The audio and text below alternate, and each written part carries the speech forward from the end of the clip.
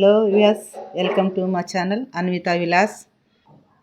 ఈరోజు రెసిపీ వచ్చేసి ఇన్స్టెంట్ మామిడికాయ పచ్చడి అండి. పచ్చడి కూడా కాదండి, చట్నీ అప్పటికప్పుడు వేసుకొని తినడానికి. మరి దాన్ని ఎలా తయారు చేసుకున్నామో చూద్దాం. ఇన్స్టెంట్గా ఇంట్లో కర్రీ లేనప్పుడు సాయంత్రం పూట వేడి వేడి అన్నంలోకి నెయ్యి వేసుకొని తింటే బాగుంటుందండి. మామిడికాయ చట్నీ. ఒక మామిడికాయ, జీలకర్ర, ఎల్లిపాయలు, ఉప్పు, ఎండు మిరపకాయలు ఎలా తయారు చేసుకోవాలో చూద్దామండి. ఉట్టి మిరపకాయలు, జీలకర్ర, ఉప్పు, జీలకర్ర కొంచెం కచ్చపచ్చగా దంచుకోవాలి. కచ్చపచ్చగా దంచుకున్నాక చెప్తారు.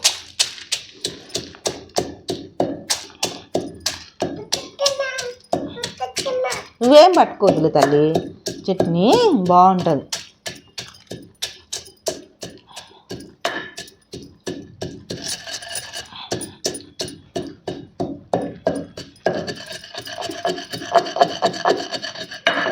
వేడి వేడి అన్నంలోకి నెయ్యి వేసుకొని తింటే బాగుంటుంది. తినే వాళ్ళైతే ఉత్తగానే తినొచ్చు, పుల్ల పుల్లగా అప్పటికప్పుడు తగులుతుంటే నోటికి తగులుతుంటే పచ్చపచ్చగా దంచుకోవాలి.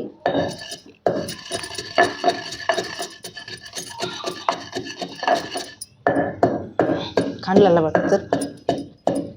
ఇది ఎట్లయిందంటే పిజ్జాలకు చిల్లీ ఫ్లేక్స్ అని ప్యాకెట్ ఇస్తారు, అట్లనే ఉంది. ఇంట్లో 2-3 ఎల్లిపాయలు దంచుకోవాలి.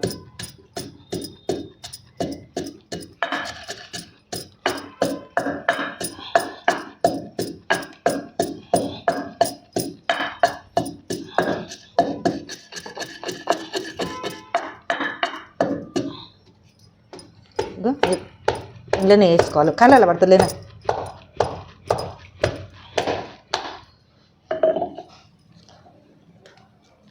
జీడి తీసేయాలి. జీడి తీసేసినండి. జరుగు కొంచెం.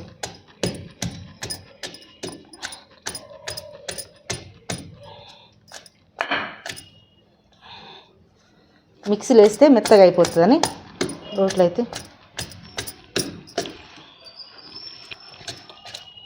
దంచినాక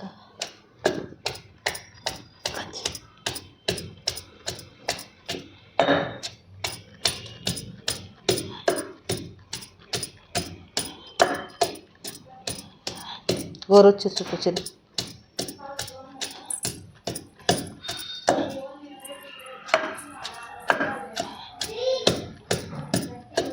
బంద్ చేయాలి.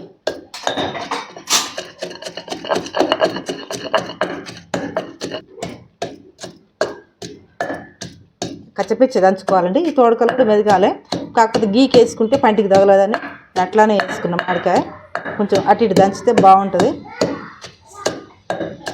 మొత్తం మెదగాలి. మిరపకాయలు చిల్లి పేస్ట్ అంత మెదగని అవసరం లేదు. ఈ తోడకలు మాత్రం మంచిగా మెదగాలి, లేకపోతే బారుగా ఉండి తినడానికి ఇబ్బంది అవుతుంది. అయితే తర్వాత కోపు పెట్టుకుంటే చాలా బాగుంటుంది రుచికి. ఇవాళ పండగ మా ఇంట్లో, మొన్న పండగ తెచ్చిన మామిడికాయలు ఉండే. ఇవాళ మామిడికాయ పచ్చడి పండుగ వేడి అన్నంలోకి చాలా ఇష్టంగా తింటాను. నాకైతే చాలా ఇష్టం, మా చిన్నోనికి నాకైతే. ఇందులో ఉప్పు సరిపోయిందో లేదో కూడా చూసుకోవాలి ఇప్పుడే.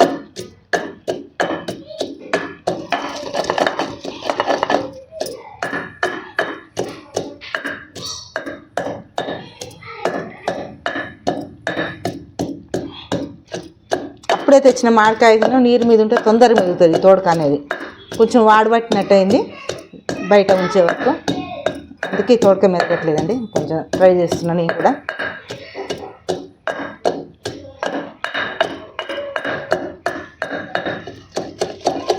మా అత్త అయితే ఇంకా గోలిచ్చి నూరేది.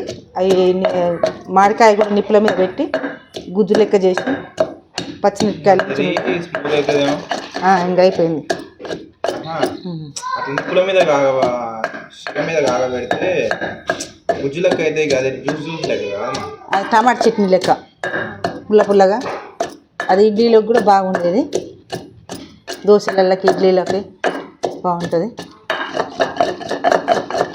అయిపోయిందండి చట్నీ, కోడి పెట్టుకుందాం.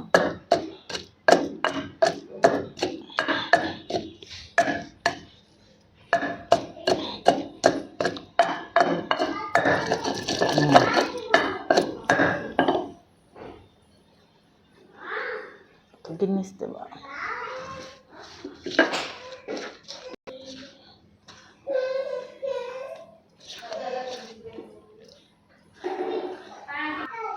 చట్నీ పెట్టుకుందామండి. ఆయిల్,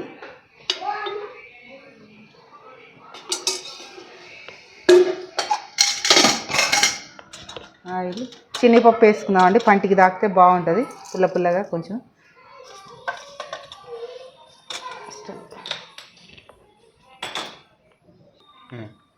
శనగపప్పు వేసిన,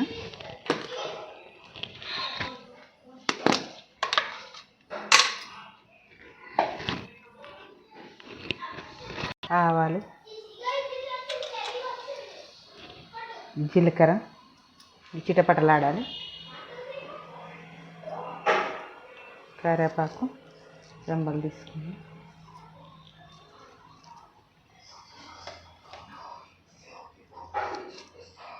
కరివేపాకే కదని తీసేయద్దండి. జుట్టు పెరగడానికి, కండ్లు కాని రావడానికి కరివేపాకు ఎంత ఎక్కువ వాడితే అంత మంచిదండి.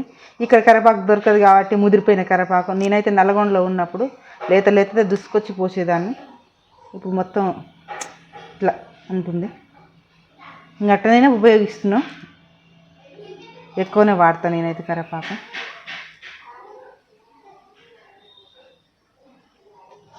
వేడి వేడి అన్నం కూడా అవుతుంది ఇక్కడ పక్కన, చట్నీలోకి అన్నం.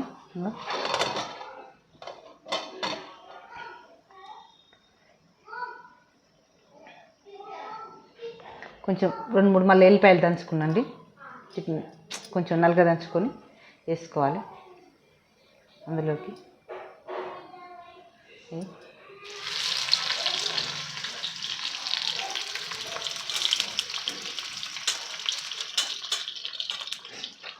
కరివేపాకు ఏగిపెట్టి మంచి వేగాలండి. ఎర్రగా వేగినాక పసుపు చిటికెడు,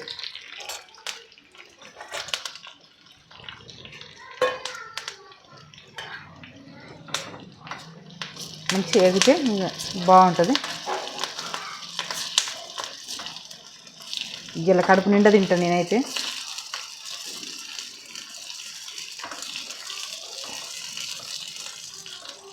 మామిడికాయ చట్నీ చూస్తూ సబ్స్క్రైబ్ చేయడం మర్చిపోయానండి. లైక్ చేయండి, షేర్ చేయండి, బెల్ ఐకాన్ క్లిక్ చేయండి.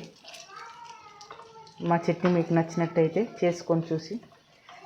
వేగిపోయిందండి పోపు. స్టవ్ ఆఫ్ చేసుకొని గిన్నెలోకి వేసేసుకుని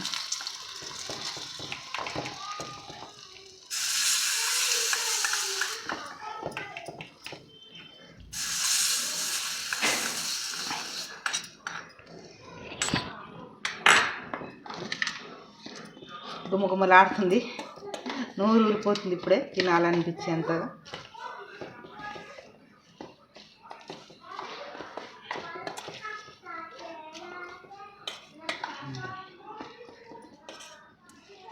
చట్నీ రెడీ అండి, మామిడికాయ చట్నీ.